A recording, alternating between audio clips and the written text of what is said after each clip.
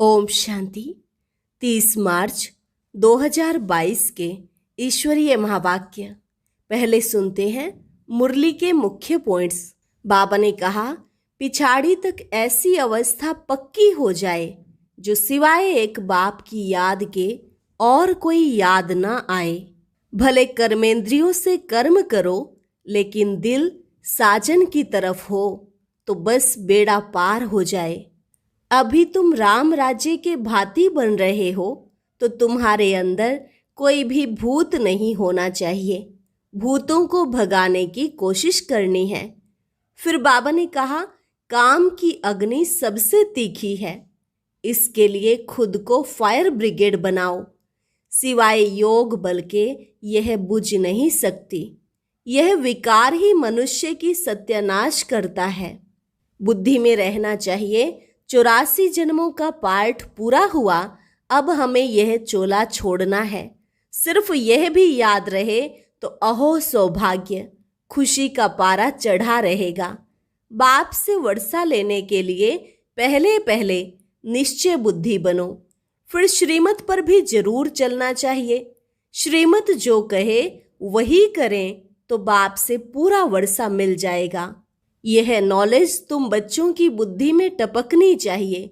ओना रहना चाहिए, जाकर विचारों का कल्याण करें।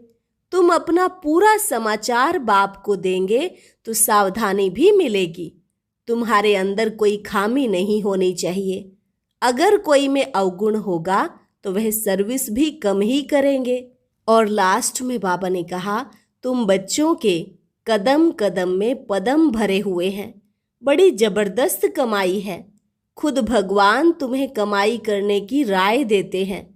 उनकी राय पर चलेंगे तो स्वर्ग में पहुंच जाएंगे। और अब सुनते हैं महावाक्यों को विस्तार से। मुरली का सार। मीठे बच्चे, तुम बाप के बने हो इस दुनिया से मरने के लिए। ऐसी अवस्था पक्की करो जो अंत में बाप के सिवाय कोई भी याद ना आए।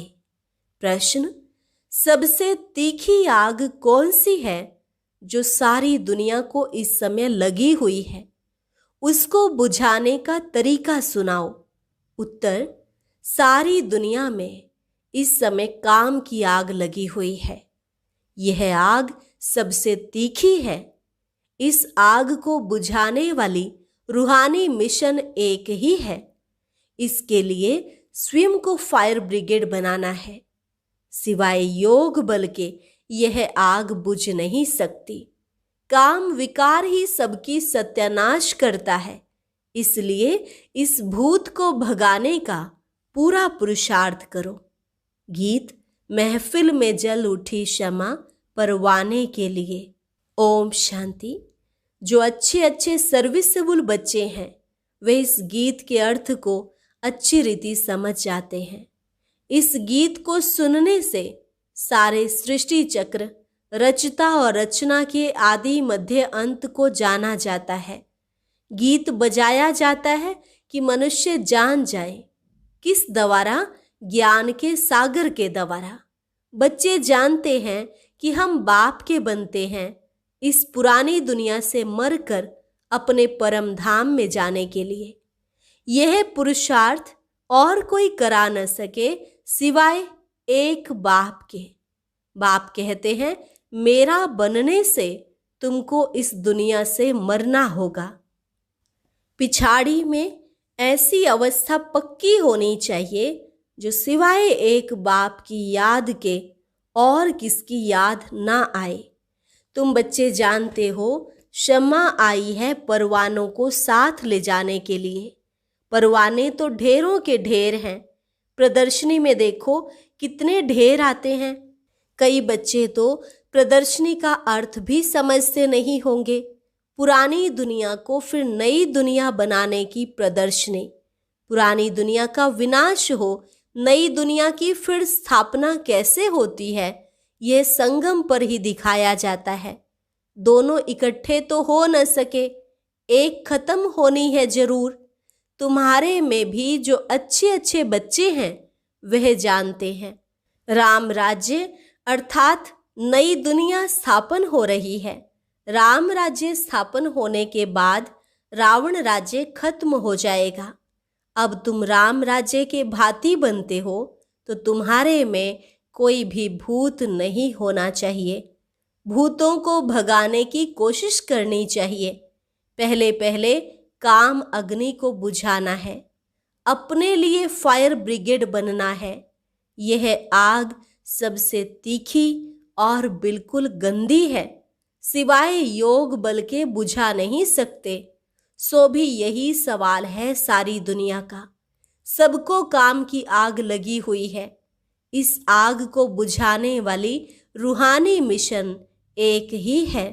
उनको जरूर यहाँ आना पड़े। कहते भी हैं पतित पावन आओ। पतित कामी को कहा जाता है।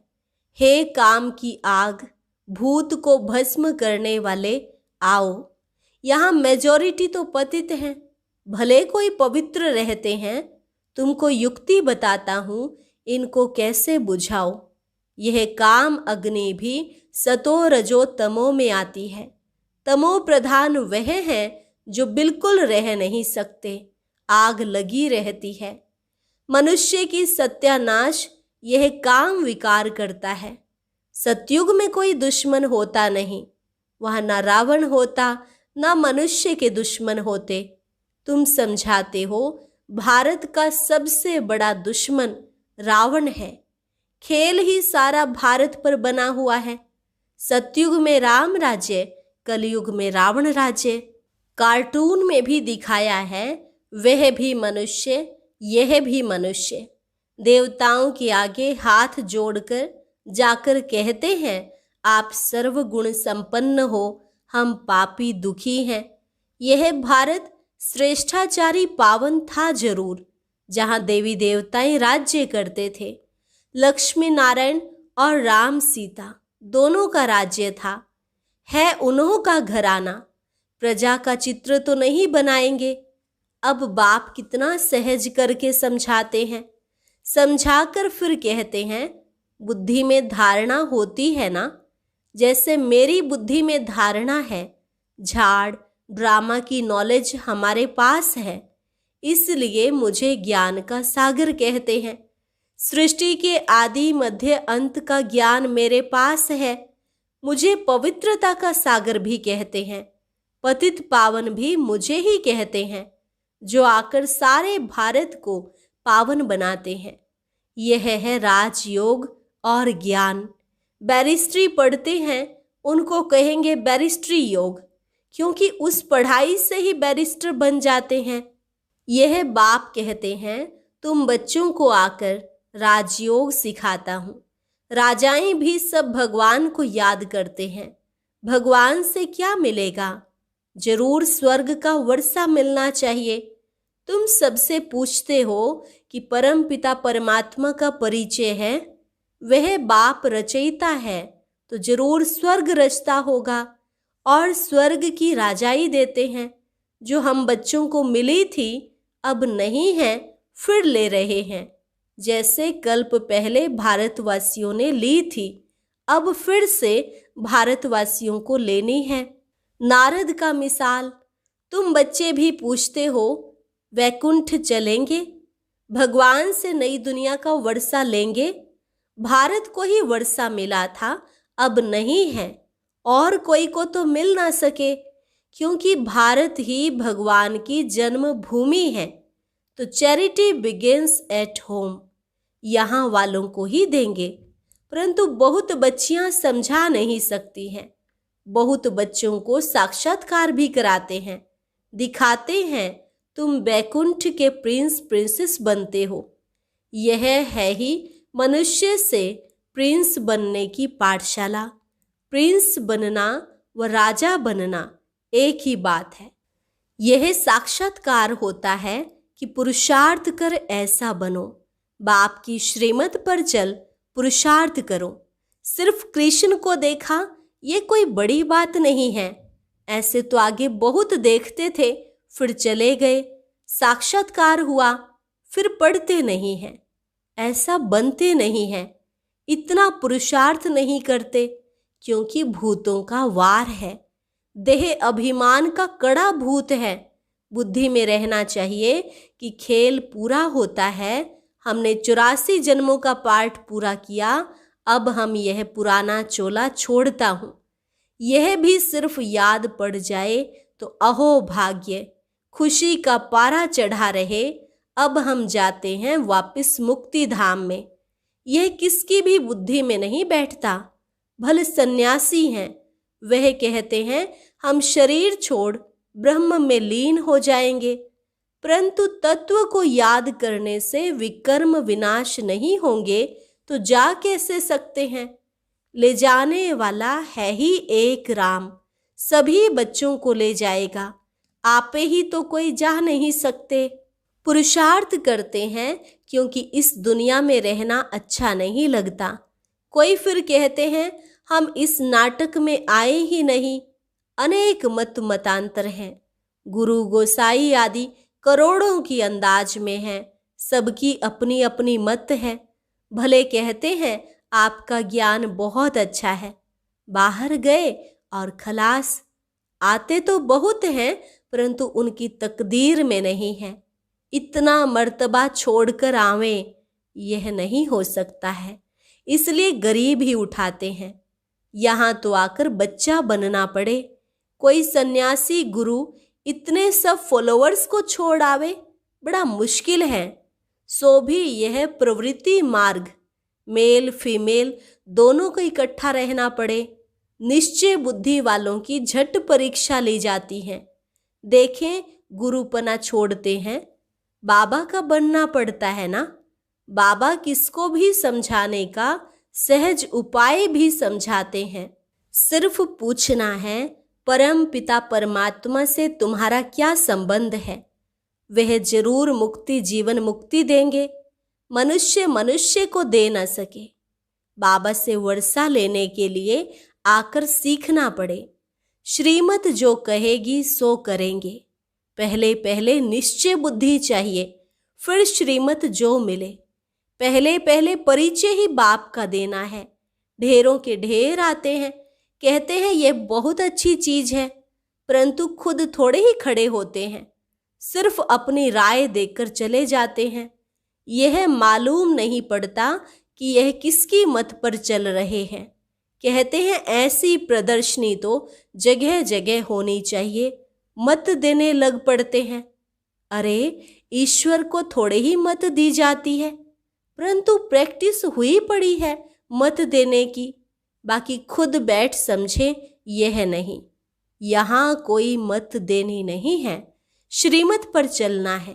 पहले बाप का बनना है, फिर वह जो श्रीमत दे कि ऐसे कोई को समझाओ। फिर जब किसको समझावें, वह लिख कर दे कि मुझे तो श्रीमत पर चलना है, तब समझे कि कुछ ठीक समझा है। आते तो ढेर हैं, परंतु अच्छी तरह समझते नहीं हैं। ज्ञान के मतवाले बनते नहीं। इस समय सब हैं भक्ति के मतवाले। जब तब पाठ आदि सब भक्ति के लिए करते हैं। भगवान कहते हैं आधा कल्प तुमने भक्ति की है भगवान से मिलने के लिए। सब भगत ठहरे, भगवान तो एक ही है। एक को ही कहते हैं पतित पावन, तो खुद भी सब पतित ठहरे। यह है रावण राज्य। इस कल्प के संगम का ही गायन है। कल्प के संगम युगे युगे बाप आते हैं। सतयुग है कल्याणकारी स्वर्ग, कलयुग है अकल्याणकारी नरक। रावण है अकल्याणकारी, राम है कल्याणकारी। यह नॉलेज बच्चों की बुद्धि में टपकनी चाहिए। ओना रहना चाहिए कि जाकर विचारों का कल्याण करें। कोई कोई में ऐसी खामी है जो उनसे सब हैरान हो जाते हैं। कहते हैं बाबा फलाने में यह अवगुण है। बहुत समाचार आते हैं। बाबा का कहना है समाचार दो तो सावधानी मिले। कोई अवगुण होगा तो सर्विस कम करेंगे। आजकल पढ़े लिखे विद्वान पंडित तो बहुत हैं, वह बहुत तीखे हैं। कच्चे बच्चों का तो माथा ही खराब कर दें, इसलिए तीखे तीखे बच्चों को बुलाते हैं। समझते हैं यह हमारे से होशियार है।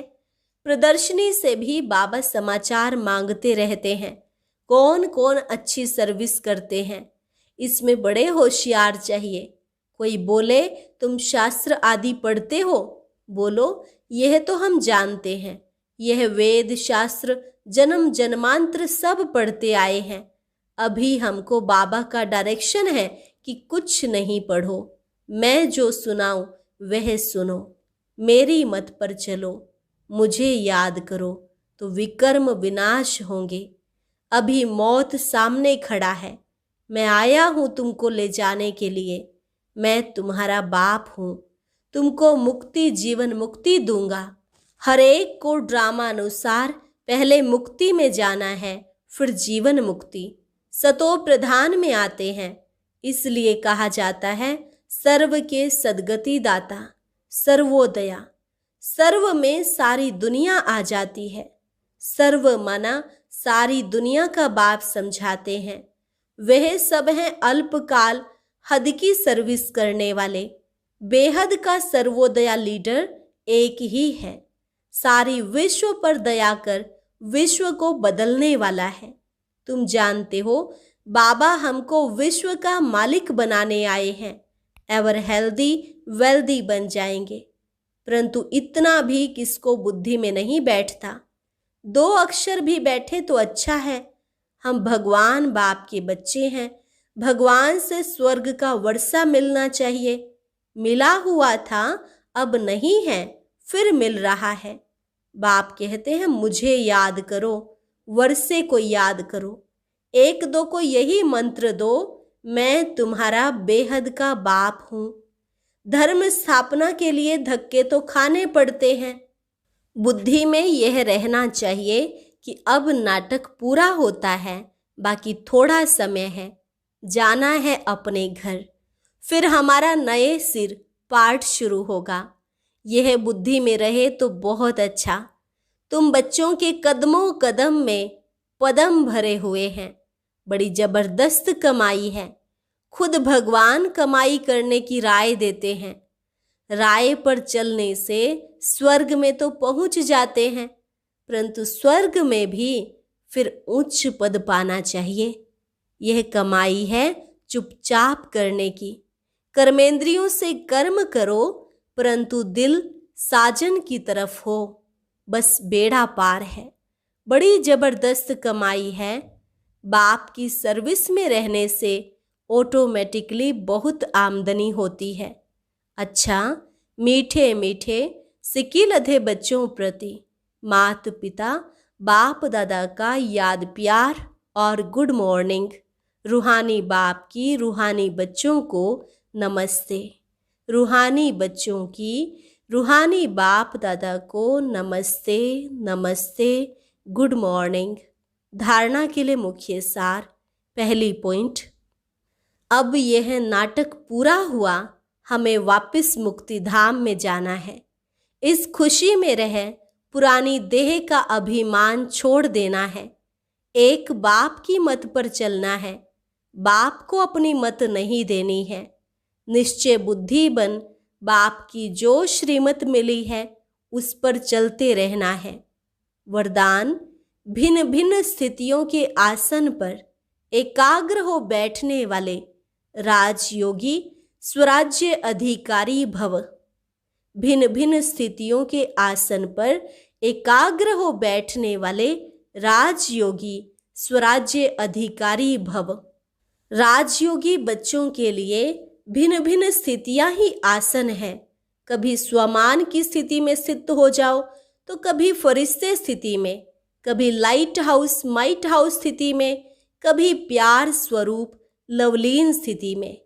जैसे आसन पर एकाग्र होकर बैठते हैं, ऐसे आप भी भिन्न भिन्न स्थिति के आसन पर स्थित हो वैरायटी स्थितियों का अनुभव करो। जब चाहो तब मन बुद्धि को ऑर्डर करो और संकल्प करते ही उस स्थिति में स्थित हो जाओ। तब कहेंगे राजयोगी स्वराज्य अधिकारी। स्लोगन, वफादार वह है जिसे संकल्प में भी कोई देहधारी आकर्षित ना करे। वफादार वह है जिसे संकल्प में भी कोई देहधारी आकर्षित ना करे। अच्छा, और अब सुनते हैं आज का अव्यक्त ज्ञान मोती। ये एक बहुत संस्कारितापूर्ण वीडियो है, जरूर देखें, कोई भी मिस ना करे।